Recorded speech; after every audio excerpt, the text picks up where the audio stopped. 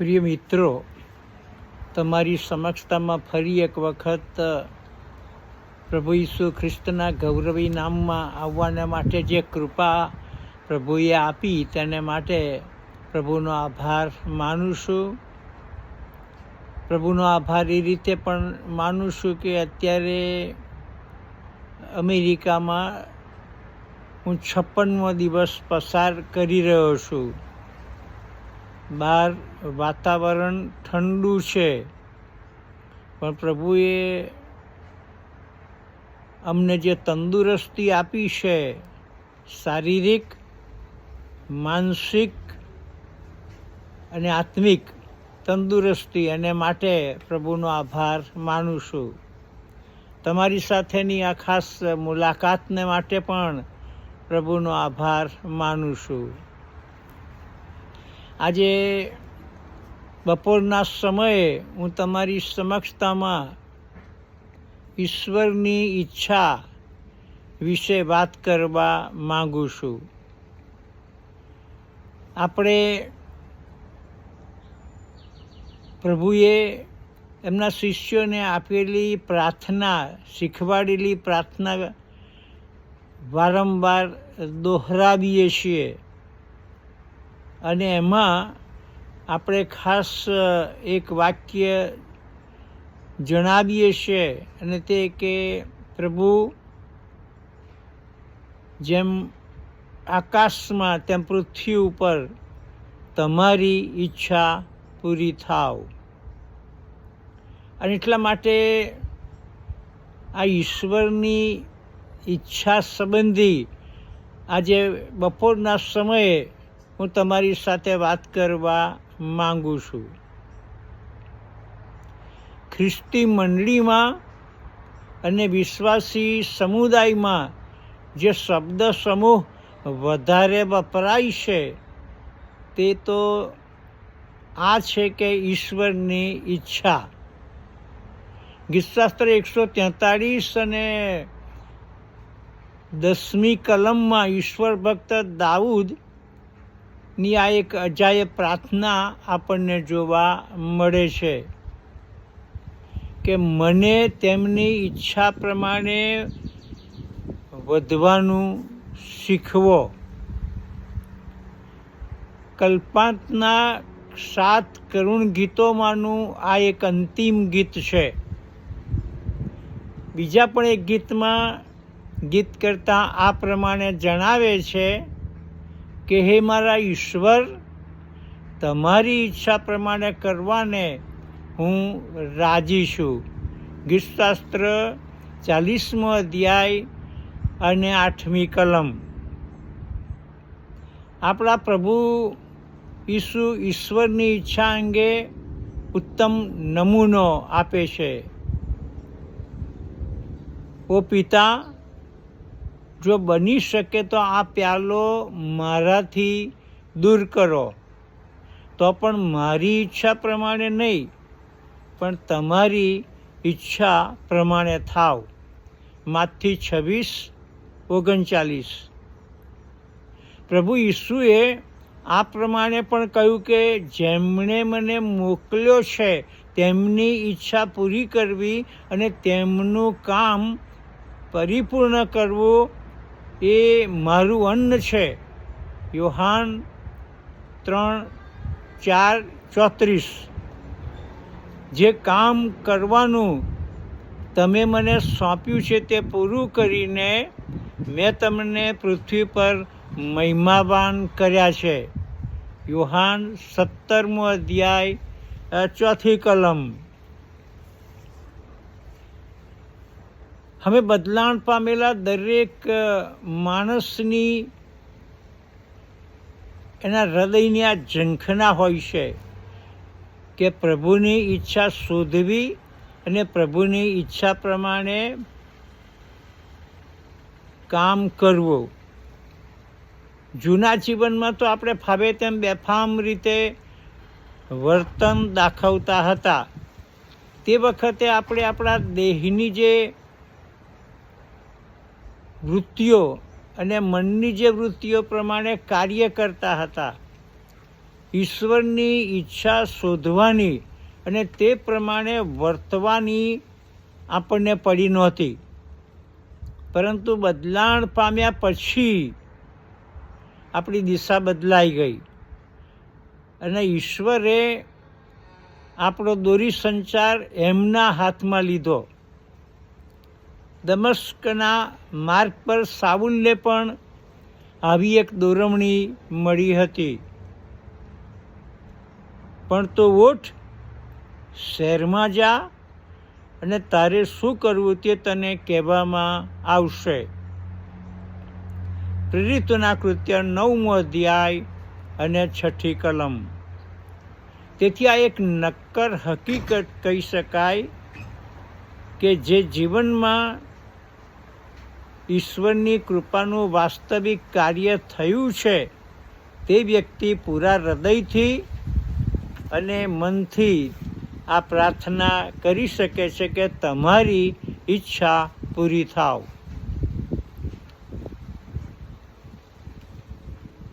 કલોસસના વિશ્વાસીઓ માટે પાઉલની આ અંતઃકરણપૂર્વકની પ્રાર્થના હતી. કઈ પ્રાર્થના હતી? કોલોસી 1:9. તમે સર્વ આત્મિક સમજણ તથા બુદ્ધિમાં ઈશ્વરની ઈચ્છાના જ્ઞાનથી ભરપૂર થાવ. આ પ્રાર્થના સૂચવે છે કે દરેક વિશ્વાસી વ્યક્તિના જીવનમાં ઈશ્વરના જે હેતુઓ છે તે પરિપૂર્ણ થાય.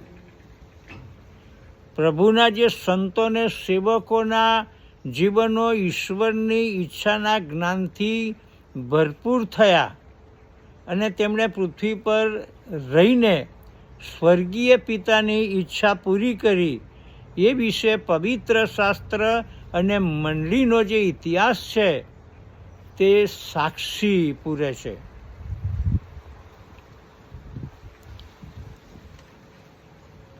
મંડળીના લોકો ઘણીવાર આ ગૂંચવાડો અનુભવે છે કે મારા જીવન માટે હું ઈશ્વરની ઈચ્છા કે દોરવણી કેવી રીતે જાણી શકું. અને એ માટે યાદ રાખવાની જરૂર છે કે ઈશ્વર આપણા જીવનમાં સતત દોરવણી આપવા તૈયાર છે. તે આપણને ઉત્તમ આશીર્વાદો આપવા તૈયાર છે. તે આપણને અહર્નિશ મદદ કરવા તૈયાર છે. આપણે જ્યારે ઈશ્વરની ઈચ્છા પ્રમાણે કરીએ છીએ ત્યારે તે આપણી પસંદગીથી પ્રસન્નતા અનુભવે છે. પ્રભુના હૃદયને એનાથી આનંદ થાય છે. ભલા મિત્રો, આ વાત પણ સાચી છે કે ક્યારેક આપણે પોતાનું આયોજન કરીએ અને આપણી પસંદગી પરિપૂર્ણ થાય એ માટે પ્રભુ પર દબાણ લાવીએ. અને આવા સંજોગોમાં પણ ઈશ્વરનો પ્રેમ તો આપણા પ્રત્યે ચાલુ જ રહેવાનો છે, પણ આપણે ઘણું બધું ગુમાવવાના સમયો આવે છે. ગીતશાસ્ત્ર 106 અધ્યાય અને 15મી કલમ જણાવે છે કે તેમણે તેઓની માગણી પ્રમાણે કર્યું અને તેઓની માગણી પ્રમાણે આપ્યું, પણ તેઓને આધ્યાત્મિક નુકસાન થયું. ગીતશાસ્ત્ર 106:15.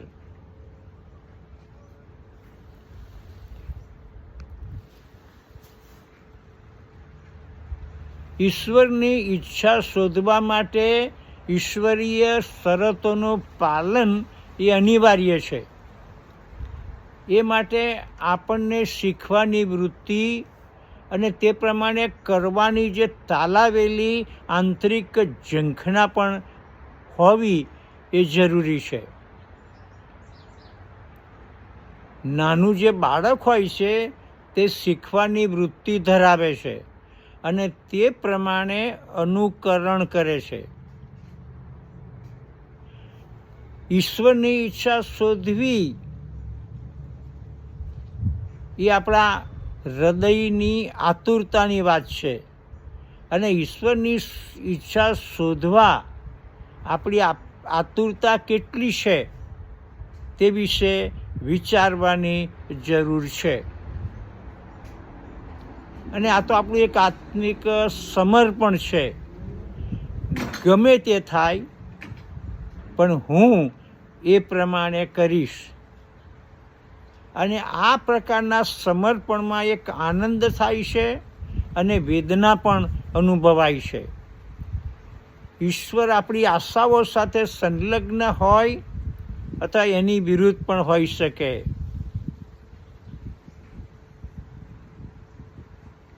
ઈશ્વરના જીવંત વચનો દ્વારા ઈશ્વરની ઈચ્છા શોધવા જરૂરી માર્ગદર્શન પ્રાપ્ત થઈ શકે છે. અને તેથી કરીને આવો પણ પ્રશ્ન પૂછી શકાય અને એ મારફતે ઈશ્વરની ઈચ્છા શોધવાની દોરવણી મેળવી શકાય કે શું મારો નિર્ણય પ્રભુને મહિમા આપશે ખરો? શું એ દ્વારા પવિત્ર આત્મા પ્રસન્ન થશે? શું એના દ્વારા પ્રભુની આજ્ઞાનું ઉલ્લંઘન તો નથી થયું ને?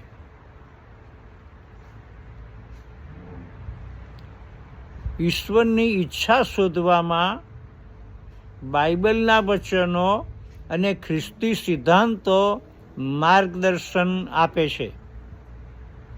જ્યારે પવિત્ર આત્મા આપણા હૃદયોમાં એક ભારે બોજ મૂકે છે. જીવનમાં આ પ્રકારના જે સંજોગો આવે છે એ સંજોગો વિવિધ પ્રકારના છે અને એ બધા વિવિધ સંજોગો પણ પ્રભુની ઈચ્છા શોધવાને માટે આપણે માટે મદદરૂપ બને છે. પ્રભુ સંજોગોના દરવાજા ખુલ્લા કરે છે અથવા બંધ પણ કરે છે. ઈશ્વરે મારા જીવન માટે જે દરવાજો બંધ રાખ્યો છે તેને મારે ખોલવા માટે પ્રયત્ન કરવાનો નથી. જે દરવાજો મારે માટે ખુલ્લો છે ત્યાં તકો છે અને ઈશ્વરે એ તકો આપણે માટે પૂરી પાડી છે. મોટાભાગે આપણે કમ્પ્યુટરનો ઉપયોગ કરીએ છીએ અને કમ્પ્યુટરમાં એક એવી જગ્યા છે જેને આપણે વિન્ડો કહી શકીએ. અને આ વિન્ડો એક એવી જગ્યા છે કે જેના મારફતે આપણે કમ્પ્યુટરમાં જે કંઈ જોવા માગીએ છીએ તે જોઈ શકીએ છીએ. આપણા માટે અને આપણા જીવનોને માટે બાઇબલ એ એક વિન્ડો છે કે જેના મારફતે આપણે ઈશ્વરની ઈચ્છા શોધી શકીએ, જાણી શકીએ, સમજી શકીએ. અને એટલા માટે પ્રભુ ઈસુ ખ્રિસ્તે જે પ્રાર્થના આપણને શીખવાડી કે જેમ આકાશમાં તેમ પૃથ્વી ઉપર તમારી ઈચ્છા પૂરી થાવ, એ પ્રાર્થનાનું હાર્દ આપણે સમજીએ એ જરૂરી છે. અને બહુ વાસ્તવિક રીતે અમે આકાશમાંના બાપ એ પ્રાર્થના આપણે દોહરાવીએ અને પ્રભુને બહુ પ્રામાણિકતાથી જણાવીએ કે જેમ આકાશમાં તેમ પૃથ્વી ઉપર તમારી ઈચ્છા પૂરી થાવ. એ પિતા, જેમ આકાશમાં તેમ પૃથ્વી ઉપર તમારી ઈચ્છા પૂરી થાવ. ભલા શ્રોતા મિત્રો, ઈશ્વરની ઈચ્છાના સંદર્ભમાં તમારી સમક્ષ આ એક નાનું મનન હું લાવું છું.